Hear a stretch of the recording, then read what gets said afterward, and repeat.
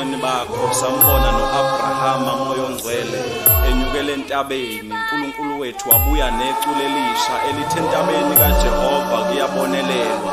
Namanje siza kuwe sizokunikeza ubukhona bakho, sizokudumisa sithi akekho ofana nawe. Bekukuningi besingakucela moyo ongcwele, kodwa isikhathi lesi sokukudumisa, sokukutshela ukuthi wena ungubani, sikutshela ukuthi wena uyabathwala bakho, uyabahola nasendleleni. Sithi akekho omunye uNkulunkulu owakwabakhona ongalinganiswa nawe.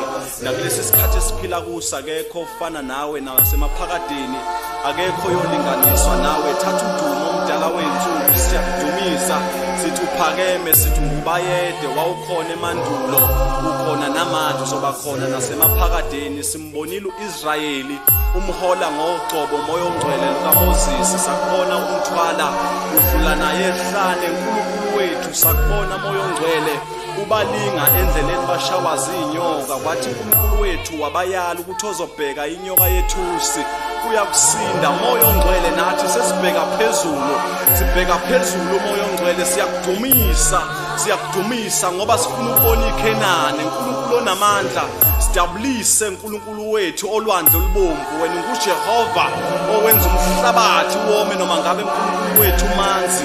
Senze sisulwele neJordani. Moyo ongcwele, moyo ophakemeyo, siyakudumisa akekho ofana nawe. Ungubayede igama lakho. Sikubonile umondla nomprofeti. uNkulunkulu wethu thatha udumo moyo ongcwele, siyakudumisa sidusa ubukhosi nobungqongqoshe bakho moyo ongcwele.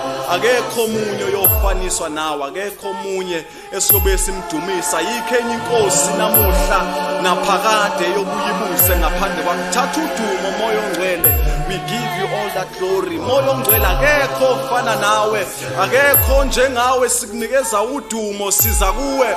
Mdala wensuku nguJehova obonelelayo, nguJehova ophilisayo. Izwi lakho linamandla liyaqhephula amadwala, izwi lakho linamandla liyasephula imsedari yaseLibanon, izwi lakho liyakwazi ukuhluba amahlathi aseKhadeshi.